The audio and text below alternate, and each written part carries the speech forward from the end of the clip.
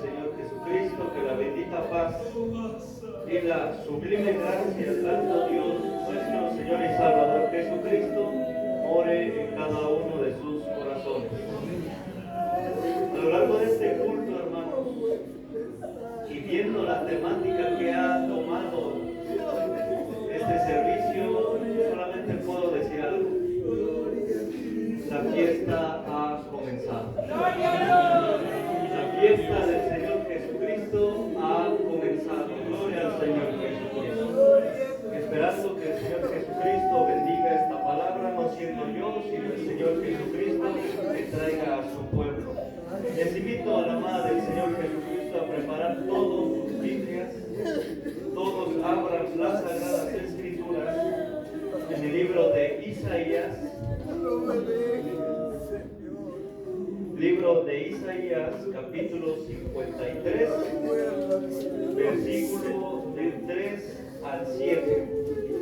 Nuevamente lo repito: Isaías, capítulo 53, del versículo 3 al 7. Le vamos a dar lectura de manera alternada, es decir, empiezo yo primero con el 3, posteriormente la iglesia y así sucesivamente. Amén. Dice así: despreciado y desechado entre los hombres, varón de dolores, experimentado en quebranto, y como que escondimos de él el rostro, fue menospreciado y no lo estimamos.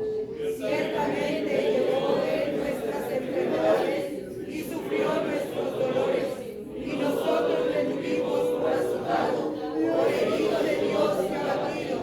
Mas él herido fue por nuestras rebeliones, molido por nuestros pecados, el castigo de nuestra paz sobre él, y por su llaga, iglesia, y por su llaga fuimos nosotros curados. Todos nosotros nos descarriamos como ovejas, cada cual se apartó por su camino, mas Jehová cargó en él el pecado de todos. Todos juntos: angustiado él y afligido, no abrió su boca. Como cordero fue llevado al matadero, y como oveja delante de sus trasquiladores, enmudeció y no abrió su boca. Para la gloria del Señor Jesucristo. Tomen un breve momento, sus lugares, esperando que el Señor bendiga esta palabra. Título: Maestro, ¿a qué precio? Título: Maestro, ¿a qué precio? Gloria a Dios. Nuevamente lo digo tomando como cita Lucas, como respaldo más bien Lucas 23. Esa va a ser nuestra cita de respaldo. Maestro, ¿a qué precio? Esta pregunta, esta tangente, hermanos, la vamos, o más bien este título se va a expresar como si usted tuviera enfrente a Jesús. Es por eso que el título es Maestro, y se abre una pregunta: ¿a qué precio? Usted le está preguntando a Jesús, amén. Desde ahí vamos a comenzar. El subtema es el precio de nuestra redención. Ya entrando en tema de nuestra Santa Cena, el precio de nuestra redención. ¿Cuál es el contexto? ¿Qué tuvo que pasar para que llegara este escenario en el cual Jesús fue crucificado? Es una historia muy conocida, una historia que incluso se predica en el mundo, en la gente, en los católicos, una historia muy conocida. Usted, desde que tiene memoria, podrá recordar cómo va esta secuencia. Pero ¿cuál es el contexto? ¿Qué orilló a que a Jesús lo crucificaran? Sabemos que Jesús tuvo una misión en este mundo desde el momento en el que Él llegó a esta tierra. Él tenía una misión. Era predicar el Evangelio por todo el mundo, predicando salvación y vida eterna. Amén. El contexto o el preámbulo a este escenario, vemos a un Jesús sanador, a un Jesús que predicaba y hacía grandes milagros.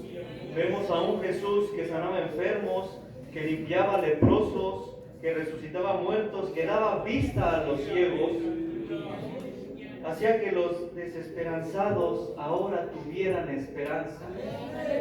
Este Jesús predicaba por cualquier camino, predicando el Evangelio, simplemente predicando amor, paz, bondad y los grandes milagros que el Señor tenía para su pueblo. Gloria a Dios. Pero como sabemos, iglesia, esto despertó cierto enojo, despertó cierto celo en un grupo que eran los fariseos.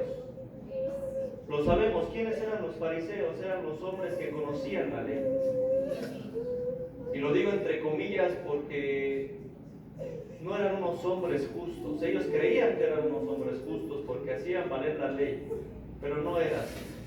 Sabemos que ellos, al ver los milagros de Jesús, en lugar de maravillarse, se molestaban, porque ellos no creían que Él era el Mesías. Ellos no creían que era aquel hombre, aquel ser que la profecía decía que iba a venir a salvar a su pueblo. Ellos no lo creían. Ellos creían que era un simple predicador, un simple personaje que quería robarse toda la atención del pueblo. ¿Hasta ahí vamos bien, iglesia? Amén. Amén. Ese es el contexto. Pero, ¿cuál es el preámbulo de los hechos? Estaban justamente en una celebración de la Pascua en aquellos lugares. Y quiero que usted se visualice y vuelva atrás hace 2023 años. Usted está ahí en ese escenario. Usted ve que en el pueblo comienza la celebración de la Pascua. Una celebración que ya venía marcada en la ley, que año tras año tenían que celebrar. Pero ahí se cruza con, a lo mejor, algo que el enemigo tenía preparado para que no se cumpliera el propósito del Señor Jesucristo. Están en la Pascua, sabemos que hay una cena, una última cena, como comúnmente se dice, están Jesús, los discípulos. Pero hay un personaje que la Biblia describe que el diablo, que Satanás, entra en él. Un personaje llamado Judas, de sobrenombre ¿cómo? Iscariote. Un vaso que fue utilizado por el enemigo para truncar el mensaje del Señor Jesucristo, o más bien para truncar el propósito del Señor Jesucristo. Un personaje y un factor. 30 monedas de plata. Un personaje, un factor o un contrapeso. 30 monedas de plata que sirvieron para entregar al divino maestro. 30 monedas de plata. Uno podrá imaginar que era una cantidad muy fuerte, una cantidad sumamente alta, que valiera la pena, entre comillas lo digo, que valiera la pena entregar al Señor de los señores. Pero en estudios, y solamente es una cifra porque es muy difícil sacar la cifra exacta de cuánto valdrían hoy esas 30 piezas de plata. Y lo digo un poco inexacto porque han pasado muchos siglos, la moneda antes era más apreciada, pero lo traemos al día de hoy. 30 monedas de plata equivaldrían al día de hoy en promedio de 60 a 80 dólares. Hablando en pesos mexicanos, si tomamos en 20, por así decirlo, 1,200 a 1,600 pesos costó la entrega del Señor Jesucristo. Un valor muy poco, hermanos. Un valor demasiado bajo para entregar al maestro. Mas sin embargo, esto fue suficiente para este ser llamado Judas, para que actuara en contra del Señor Jesucristo, del Señor Jesús. Sabemos que se lleva a cabo este trato, posteriormente se lleva a cabo esta cena que fue instrucción o fueron instrucciones que dejó el Señor Jesús para celebrar su santa cena. Sea bendito el Señor Jesucristo. Y aquí nos damos cuenta que todo tiene un propósito, todo tuvo un propósito. Salen, el Señor va a orar al monte de los olivos. Y quiero que entiendan, porque de aquí es donde usted le pregunta en manera simbólica a Jesús: Maestro, ¿a qué precio? Va a orar al monte y sabemos lo que oró Jesús. La Biblia dice lo que oró Jesús. La Santa Biblia dice exactamente qué oró Jesús. Sí, gloria a Dios. No fue una oración como hubo muchas oraciones que le decía: Padre, gracias, Padre, bendice, Padre, sano. Fue una oración de súplica, una oración de angustia. Y usted me dirá: hermano, pero ¿cómo Jesús sentía angustia? Sí, Jesús sintió angustia. Tanta angustia que decía: Padre, pasa de mí esta copa. Tanta angustia fue que dijo: Padre, pasa de mí esta copa. Jesús sabía lo que se iba a enfrentar. Jesús sabía todo el proceso que iba a pasar. Pero ahí es donde dice: mas no se haga mi voluntad, sino la tuya. Sea bendito el Señor Jesucristo. Y la Biblia dice que oraba con tal fervor, con tal gozo, con tal intensidad, que la Biblia describe que las gotas de sudor que derramaba de su cabeza era como sangre que traspasaba todas las capas de la tierra.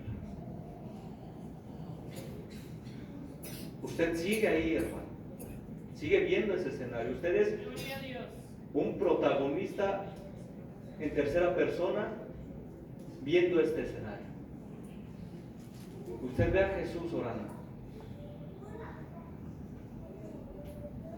y se sigue preguntando: Maestro, ¿a qué precio?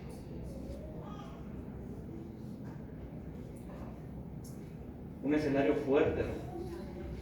Mas, sin embargo, aún no ha comenzado verdaderamente.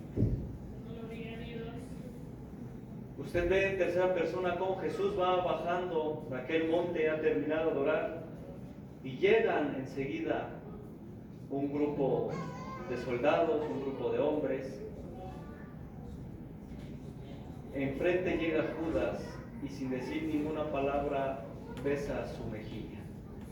Un beso de traición, un beso, muchos lo catalogan como el último beso de la gran traición, o el beso de la muerte. Muchos le podrán dar el título, pero Jesús solamente dice algo. Dice: con un beso entregas al Hijo del Hombre. Vean este escenario, hermanos. Vean cómo este escenario va agarrando su curso. Empieza un mitin, da consecuencia a este acto y empiezan a pelearse los discípulos del Señor porque no quieren que se lo lleven. No quieren que se lo lleven. Y ahí es cuando un discípulo toma una espada y corta la oreja de un soldado. Corta la oreja de un soldado. Y Jesús, en su divina misericordia, porque sabemos Él es Dios, hermano. Gloria a Dios. Hoy es Dios, mañana será Dios. En ese momento Él era Dios. Nada costaba, nada. Con hacer bajar a sus ángeles y que lo rescataran, nada costaba. Mas sin embargo, como la Biblia lo dice, como manso cordero. Gloria a Dios. Como manso cordero no abrió su boca. Jesús en su misericordia, en lugar de tomar resistencia, toma su mano y cura el oído de este soldado. Aún así hacía un milagro dentro de la aflicción. Y es ahí donde el soldado entra a la duda y dice, este es el Hijo de Dios. Aleluya. Y ahí es donde él se cuestiona y dice, ¿qué estoy haciendo? ¿Qué estoy haciendo? Se cierra ese escenario, hermanos. Y nuevamente lo digo porque usted está en ese momento, usted está hace 2023 años y ve cómo lo llevan al presidente, que era en ese entonces Pilato, y le dicen que lo crucifique. En ese momento le toma de sorpresa a Pilato porque sabemos que la crucifixión, que este castigo, que este ritual de muerte, por así llamarlo, era destinado simplemente a los que hacían mal, a los que eran ladrones, a los que eran violadores, a los que hacían lo peor. Y él se sorprendía y decía, pues ¿qué ha hecho él para que ustedes exclamen crucifixión a este personaje? ¿Qué ha hecho? Y ningún delito le pudieron decir, hermanos, ninguno. Simplemente el decir que era hijo de Dios. Gloria a Simplemente Dios. eso, iglesia. Simplemente eso. Yo les comentaba que Lucas 23 iba a ser la base. Si usted quiere, puede seguirlo con su vista. Viene todo este proceso. Porque aquí dice que Pilato no quería comprometerse a tal juicio, a tal castigo. No. Le decía, mira, yo veo a hombres de Galilea, esa es jurisdicción de Herodes, llévense a Herodes y que él diga. ¿Cómo era posible, hermanos, que gobernadores, que gente inconversa, aún así supieran quién era él? Y que no querían ser partícipes, no querían manchar sus manos de sangre inocente. Pero su pueblo al que Jesús vino a salvar, ¿cómo le pagaban? ¿Cómo lo estaban rechazando? Van con Herodes, y Herodes sabía quién era Jesús, sabía los milagros que hacía, y él le quería conocer. Y le dice a Jesús, te están acusando, ¿qué hago? Tú eres inocente, dime y te suelto. Enmudeció. Gloria a Como Dios. manso cordero. Gloria a Dios. Y sin embargo Herodes tampoco quería manchar sus manos y les dice, miren, llévenselo a Pilato. Yo no puedo hacer nada. Y la gente, en lugar de decir, bueno, ya no se pudo hacer nada, lo rechazó. No, volvieron con Pilato, que era tanta cizaña. Vean cómo era posible tanta hazaña en el pueblo de Dios con su Creador, que volvieron a insistir con Pilato. ¿Cómo es posible? ¿Cómo es posible? Y la Biblia dice, y nuevamente lo digo, no le hayan culpa al Señor Jesucristo. No le hayan culpa. Y lo sabemos porque Él es el más intachable, Él es el más puro que pudo haber pisado esta tierra. Sí, amén. Ni mancha, ni arruga Jesús tenía en ese momento para que fuera crucificado. Ninguna. Y ahí es donde Pilato decide limpiarse las manos, pero era tanta la presión, porque la Biblia lo dice que incluso Pilato quería soltar a Jesús. Él lo quería soltar, porque él sabía que era inocente, él sabía que no había hecho nada. Él lo sabía. Porque en Lucas 23:20 dice, y hablóles otra vez Pilato queriendo soltar a Jesús, pero ellos volvieron a dar voces diciendo, crucifícale, crucifícale.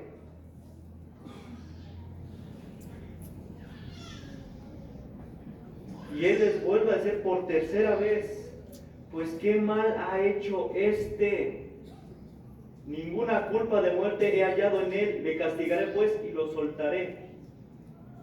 Y ahí dice, mas ellos instaban a grandes voces pidiendo, crucifícale. Pilato, crucifícale.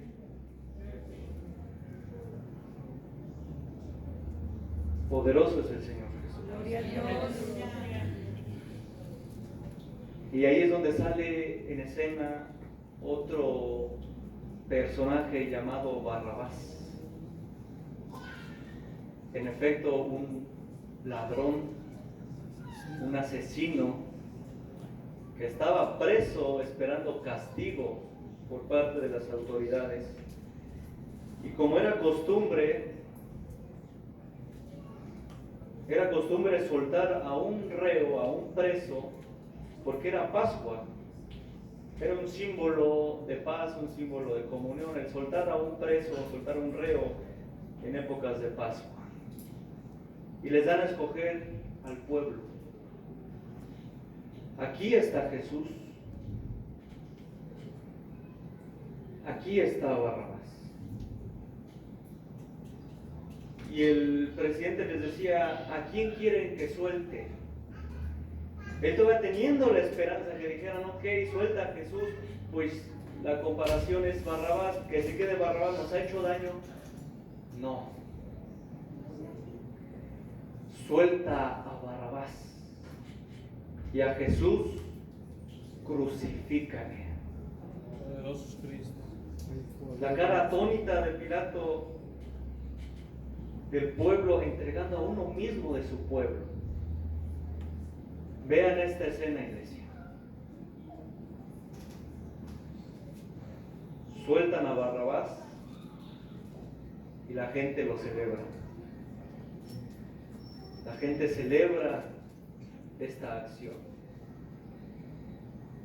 La gente celebra que un asesino, que un ladrón sea libre, y celebra que Jesús,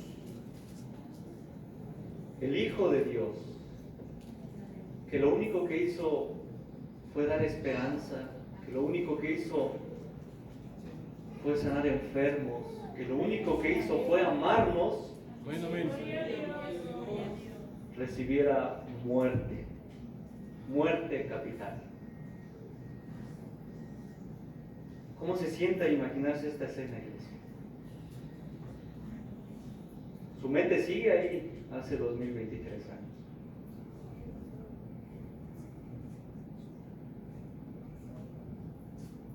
Se acaba el juicio, se acaba esta escena y entra a un escenario en el cual Jesús iba a ser, aún no crucificado, iba a ser castigado, iba a entrar al pretorio.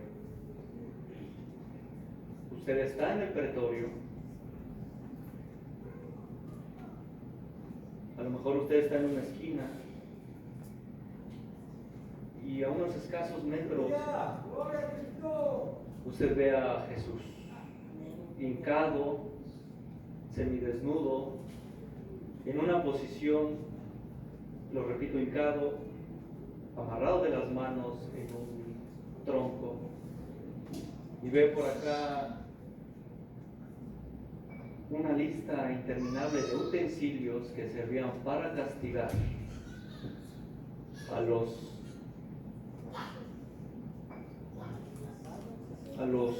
que eran malos, malhechores, y ni siquiera con ellos aplicaban esas herramientas.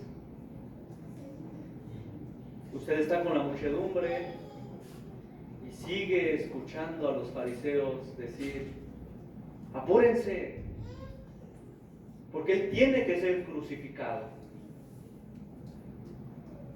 Y empieza a ver cómo lo empiezan a azotar.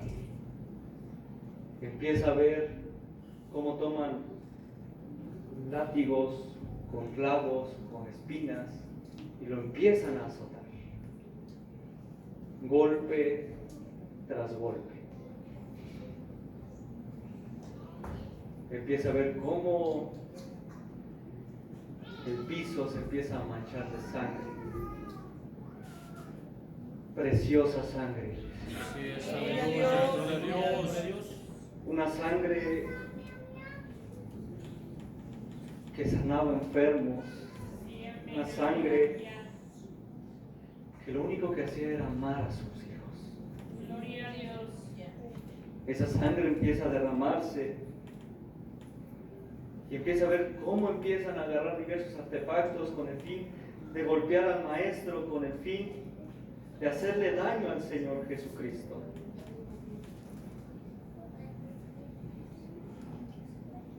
Empieza a ver cómo agarran un lazo con la terminación de púas, de espinas, que cuando lo golpeaban se encajaban en la carne del maestro, y cuando lo jalaban desprendían la carne del maestro. ¡Qué escena!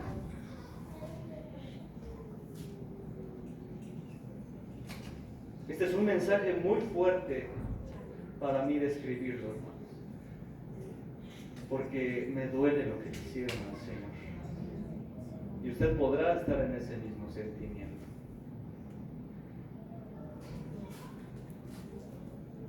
Y en Mateo 27, 29 dice que posteriormente a este castigo, dice: y pusieron sobre su cabeza una corona tejida de espinas y una caña en su mano derecha, e hincado la rodilla delante de él, le burlaban, diciendo: salve, Rey de los judíos. Y escupiendo en él, tomaron la caña y le herían en la cabeza. Y después que lo hubieron encarnecido, le desnudaron el manto y le vistieron de sus vestidos y le llevaron para crucificarle. El último momento, hermanos, era llevarlo a la crucifixión. En anteriores días, que por gracia de Dios me tocaba al punto doctrinal, daba un preámbulo, una pequeña síntesis de este mensaje. Y yo les explicaba que las espinas eran de 8 a 10 centímetros, que perforaban hasta el cráneo del Señor Jesucristo. Y aquí es donde yo les explico. Sabemos que Jesús iba cargando la cruz. Sabemos que lo pusieron a cargar esa cruz. Mientras la cargaba, lo iban golpeando, lo iban azotando. Pusieron a Simón Cirineo a que le ayudara a cargar esa cruz. Y en investigación, porque me adentré en este tema, muchos arqueólogos estiman, porque no se puede dar un dato cierto, la cruz pesaba aproximadamente de 80 a 110 kilos. con una altura de 3 a 4 metros y una anchura de 2 a 3 metros. Una cruz pesadísima. Una cruz que pesaba no solamente esos 110 kilos, una cruz que pesaba porque llevaba todos los pecados del mundo. Una cruz que llevaba los pecados que usted cometió y que yo cometí. Una cruz que nosotros merecíamos cargar. ¿Qué tan pesada era esa cruz, hermano? En combinación con que Jesús ya iba muy lastimado, semi-muerto, como muchos le dirían al ver esa condición, hinchado de tanto golpe, lleno de un tono rojo de su sangre. Tenían que limpiarle los párpados porque ya no veía de tanta sangre que caía en sus ojos. Usted sigue ahí viendo. ¿Qué siente al ver a Jesús así? ¿Qué siente al ver a Jesús?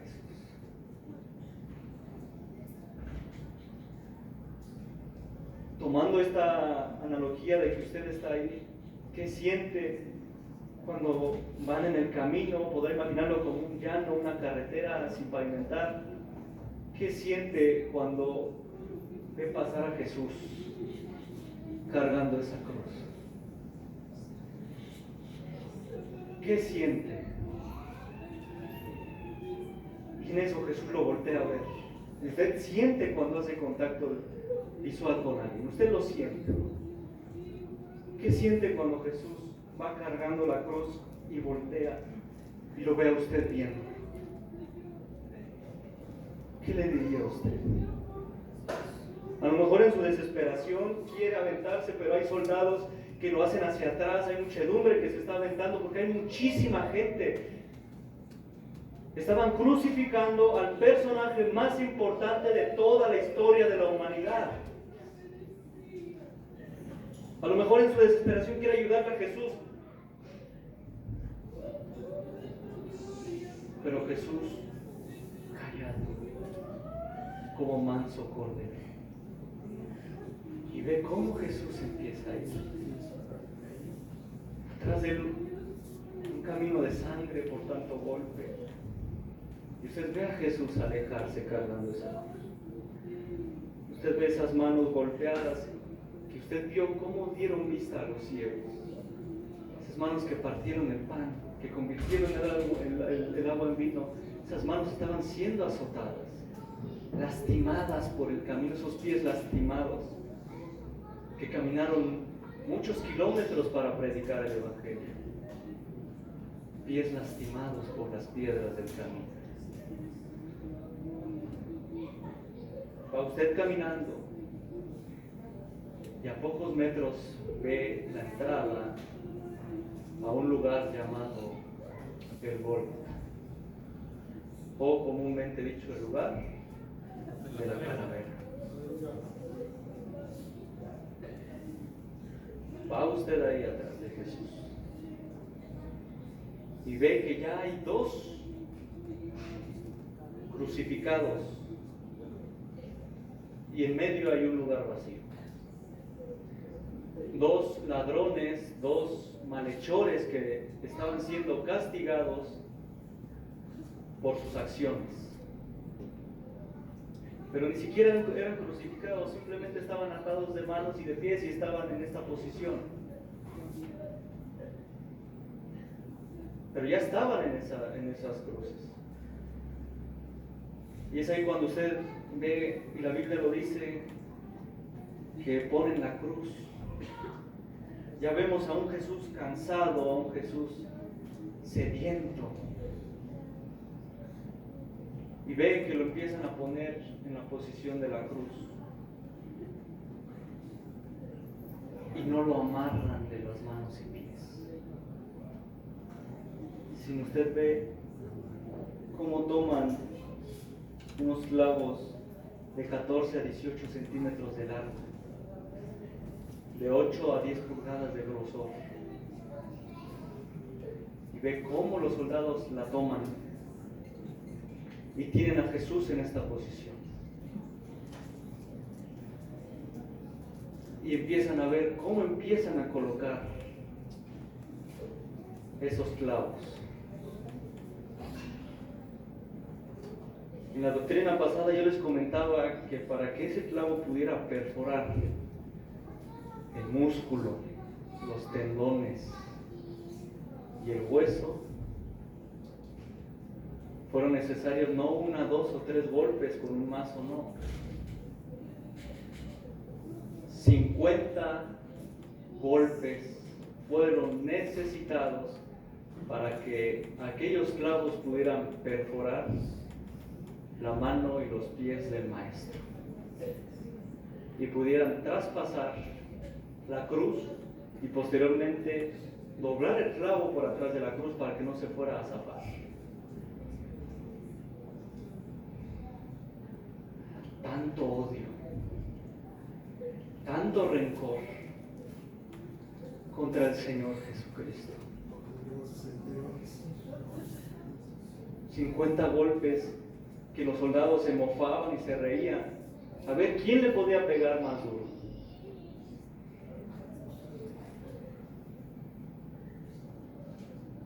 ¿Qué siente al imaginar esto, iglesia?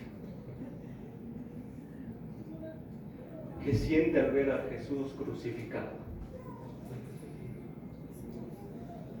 Erigen a Jesús y se pone la escena más conocida por toda la humanidad. A Jesús crucificado en aquella fría cruz. Vemos a un enemigo riéndose. Vemos a un enemigo mofándose, vemos a un enemigo riéndose porque había cumplido su propósito, había derrotado a Dios. Lo había derrotado.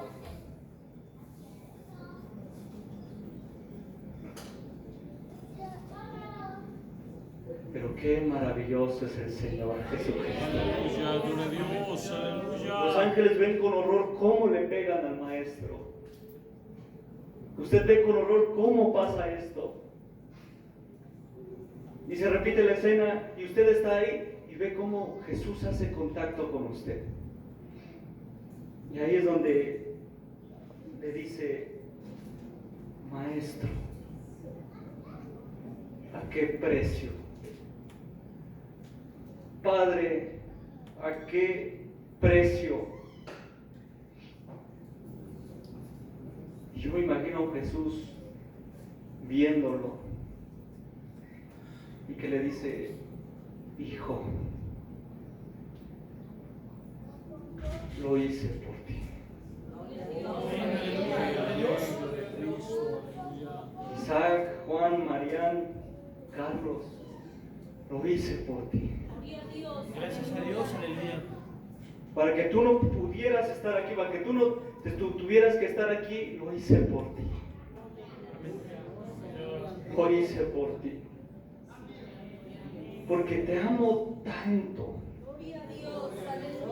Mi amor es tan grande, aún más grande que toda mi creación de cielos y tierra. Es tan más grande ese amor que tengo por ti, que prefiero dar mi vida a cambio de ti. Gloria a Dios. Lo hice por ti.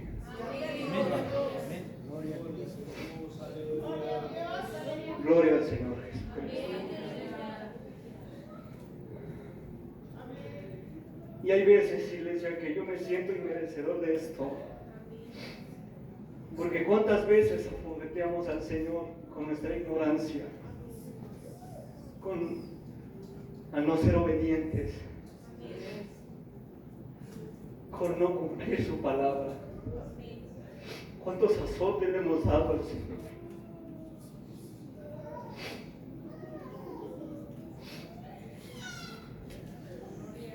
Es muy fuerte hablar de esto, iglesia. Y perdón si ya me estoy pasando de tiempo, es necesario este mensaje. Porque está Jesús en el madero. Y usted está viendo y llorando y a lo mejor diciendo: Jesús, no era tan justo, Jesús, no merecías, Jesús, escápate, Jesús, porque eso le decía. Si eres Dios, bájate. Si eres Dios, manda a tus ángeles y sálvate. Pero él en silencio. Y usted está llorando y diciendo, Padre, ¿por qué? Padre, ¿por qué? Y solamente escucha, Elí, Elí, lama sabactani, que significa, Dios mío,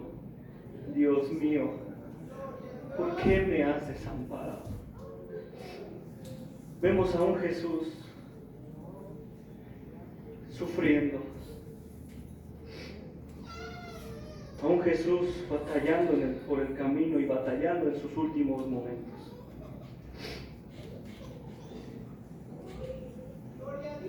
Pero la Biblia dice, y he aquí, el velo del templo se rompió en dos, de alto abajo, y la tierra tembló y las piedras se hendieron, y abriéndose los sepulcros y muchos cuerpos de santos que habían dormido se levantaron. Y el centurión y los que estaban con Jesús vieron este hecho y decían, verdaderamente este es el Hijo de Dios. Y ahí es donde ocurren las palabras más hermosas que se podrán haber dicho en la historia de la humanidad. Consumado es. Consumado es. Iglesia, consumado fue el grande sacrificio para que usted y yo pudiéramos estar hoy aquí.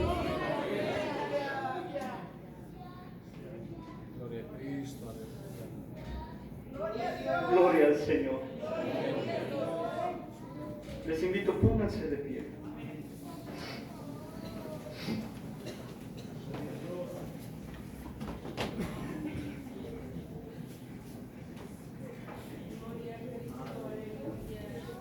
Un escenario, iglesia, desgarrador. Y Dios sabe que cuando estaba haciendo este estudio, mis lágrimas se derramaban. Que no fue posible tanto odio, iglesia, no fue posible. ¿Con qué tanto odio golpeaban al maestro? ¿Con qué tanto odio escupían al maestro?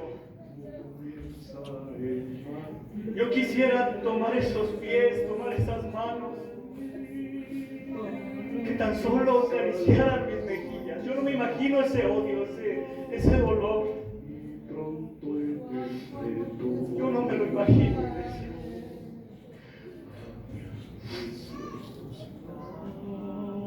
Pero después de todo esto, Jesús no se quedó ahí, iglesia, no. La Biblia dice que fueron en busca de Jesús al sepulcro. Y un ángel les dijo, ¿por qué buscáis entre los muertos al que vive? Jesús no está ahí, iglesia. Jesús ya no está ahí. Él vive. Jesucristo vive. Y es ahí donde yo les digo, ¿cuál fue tu precio, iglesia? ¿Cuál fue el precio de tu salvación? En el Antiguo Testamento dice que la sangre de los machos cabríos y la sangre de los becerros limpiaban y purificaban las cosas impías, limpiaban lo que era sucio, limpiaban los pecados del pueblo. Si eso hacía la sangre de los machos cabríos, ¿cuánto más la sangre, preciosa sangre del Cordero Inmolado? ¿Cuánto más puede su sangre? Jamás le vamos a agradecer, iglesia, jamás. Pero hay algo que podemos hacer. Señor, y decirle gracias. Orarle y decirle, Señor, yo merecía estar ahí, Señor. A causa de esto, mi copa está rebosando. Quiere darle gracias al Señor Jesucristo. Y decirle, Señor, gracias. Gracias por tu amor. Hinques ante la presencia de Dios, iglesia. Vamos en oración.